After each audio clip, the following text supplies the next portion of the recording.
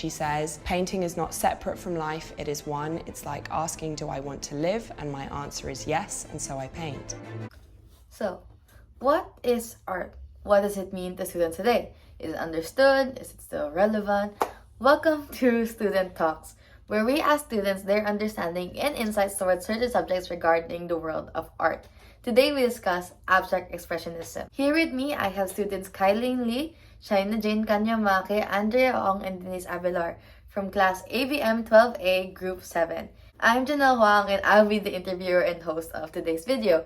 Presenting the brief history on the abstract movement is Kylene. Abstract expressionism emerged as a result of the Great Depression and the establishment of government aid programs. This art movement was a prominent art trend in the 1940s and 1950s that arose in the mid-20th century in New York City following World War II.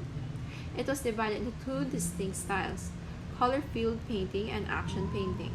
Moreover, it is well known for its big-scale paintings with vast blocks of color and unconventional use of materials and procedures. It avoids realistic-looking forms in favor of shapes, lines, and color schemes that have a little resemblance to reality.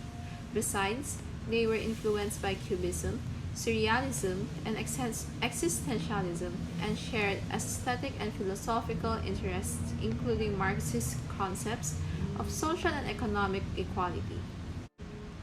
Furthermore, abstract expressionism artworks sought to convey the artist's feelings by the use of both conventional and unconventional forms.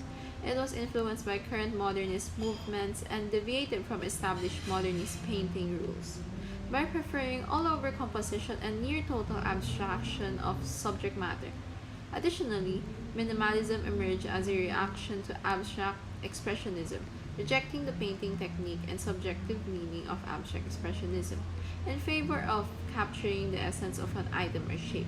In addition to that, abstract expressionism is a style of abstract art developed in the 1940s and 1950s from a group of primarily painters from New York who tried to break free from the creative language of social realist and regionalist traditions in order to produce a distinctly American representation of post-war anguish and anxiety.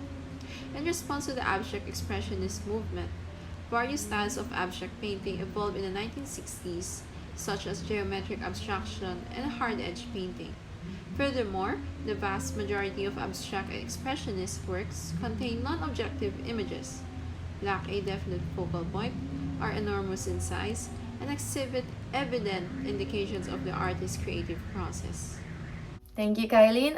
Jane, in your research, what are some important factors that led to the movement? Important factors that led to its development. Several prominent surrealists came to New York during the 1930s due to political unrest in Europe, and the abstract expressionists were greatly affected by surrealism's emphasis on exploring the unconscious.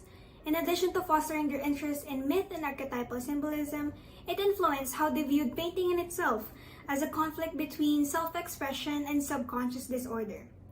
Most of the artists associated with abstract expressionism matured in the 1930s.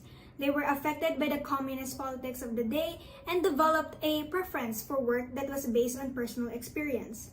Few would preserve their prior extreme political ideas, but many continued to adopt the stance of vocal avant-gardists. The abstract expressionists were eventually hailed as the first authentically American avant-garde, since they developed as painters during a time when America was economically struggling and felt isolated and provincial. Their art was championed for being distinctly American in spirit, enormous in size, passionate in tone, and evocative of a rugged individual independence. Thank you, Jane. For some references, who and what are some popular artworks and artists in the movement? Andrea? Within abstract expressionism, there were two broad groupings: the action painters, who attacked their canvases with expressive brushstrokes, and the color-filled painters, who filled their canvases with large areas of a single color. The action painters were led by Jackson Pollock and Willem de Kooning, who worked in a spontaneous, improvisatory manner, often using large brushes to make sweeping gestural marks. Pollock famously placed his canvas on the ground and danced around it, pouring paint from the can or trailing it from a brush or stick. In this way, the action painters directly placed their impulses onto the canvas. The second grouping included Mark Rothko, Barnett Newman, and Clifford Still. They were deeply interested in religion and myth and created simple compositions with large areas of color intended to produce a contemplative or meditational response in the viewer. This approach to painting developed from around 1960 into what became known as color field painting, characterized by artists using large areas of more or less a single flat color. Some of the most famous artworks to come out of this era were Autumn Rhythm, Number 30, and Number 28, 1950 by Jackson Pollock, The Glacier by William de Kooning, Number 13, White, Red on Yellow by Mark Rothko, and 1943A by Clifford Still, to name a few. Thank you so much for that, Andrea. Abstract expressionism is a vast world. Surely you're bound to find an artist or a painting that will be very easy to resonate with. Abstract artworks mediums can greatly vary in order to achieve an artist's vision. Denise, what are these different mediums? Abstract expressionist artists concentrate heavily on utilizing the paint's various material properties to elicit free and expressive emotion that creates numerous distinct painting techniques with varied levels of expressing value. Surrealism's interest in exploring the unconscious significantly influenced abstract expressionists. The painters explored the use of commercial paint and house painters' brushes as unconventional materials that they use. Some of their innovative methods were working on unstretched and unprimed canvas and moving the material while pouring and dripping paint, while some others used thick and broad brushstrokes. With their spacious abstract canvases, dynamic, expressive fundamental components like color, shape, form, texture, line, and value, and new artistic techniques that may frequently seem chaotic and unplanned, they reinvented painting. Thank you for that explanation, Denise. For their discussion, the students chose an abstract artwork made in 1955 by Lee Krasner titled Desert Moon. So, upon observing the painting, what did you guys think initially about this artwork? Did anything stand out to you guys, or did it just confuse you? Like, what's your initial thoughts? It's kind of confusing, to be honest.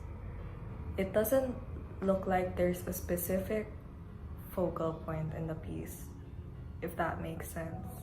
Well, I guess in a sense, they're all the focal points, which I guess is intentional by the artist. I like that there are soft and hard colors used in the painting. How in a way the pinks, purples, and orange clashes against the black strokes. I think it's pretty abstract.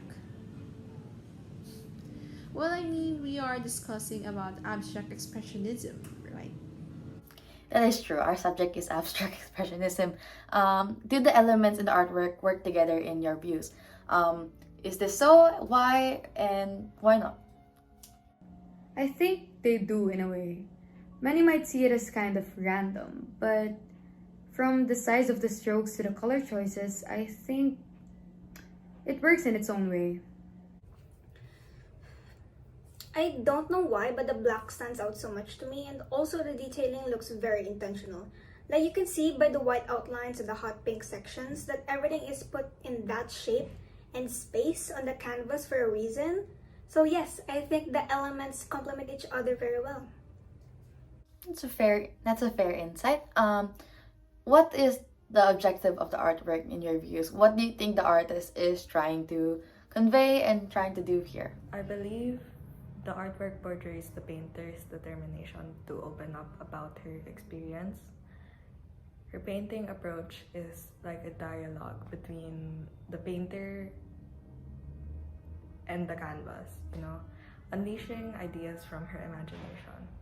The artwork is distinguished by its vibrant colors and shows the painter's unconventional approach to her art, in which she destroys her work in order to create something larger than the sum of its parts.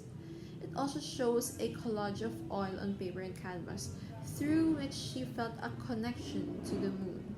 And And in your views, how was this evident in the artwork? Abstract can be kind of hard to read sometimes. So in your views and your explanations, how in a sense can we find that same view? I think it can be seen with Krasner's use of assortment of markings and colors. The artist constructed a collage. The expressive brushwork, vibrant colors, and organic and biomorphic shapes of the painting provided depth. What looks to be chaos turns into a series of abstract gestures. The strong tattered black paper pieces cover a vivid red background that depicts the intense heat of the desert, and these mauve patches and brushed circles provide the impression that the night air is providing cooling relief from the heat of the day. Thank you very much. And to you, Andrea, what is the value of this artwork?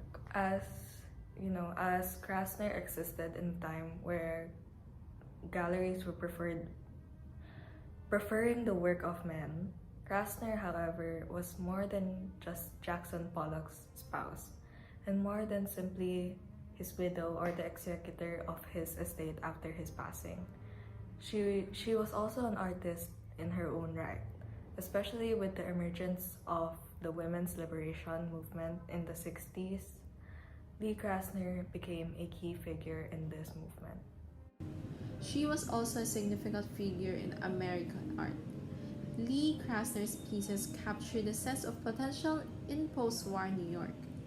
Lee Krasner's living color includes her work Desert Moon that showcases her life as a pioneer of abstract expressionism and whose significance was frequently overshadowed by her marriage to Jackson Pollock.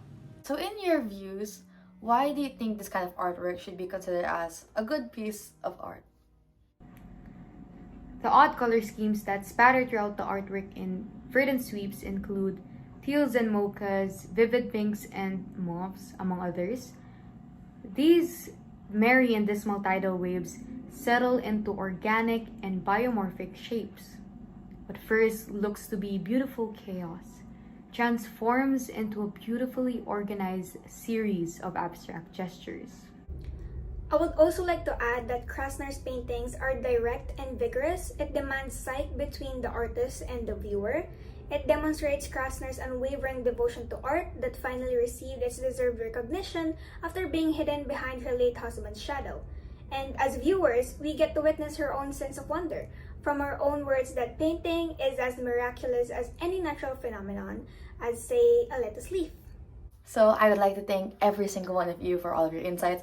This makes a very valuable session for Student Talks. Thank you so much everyone for watching too about abstract expressionism.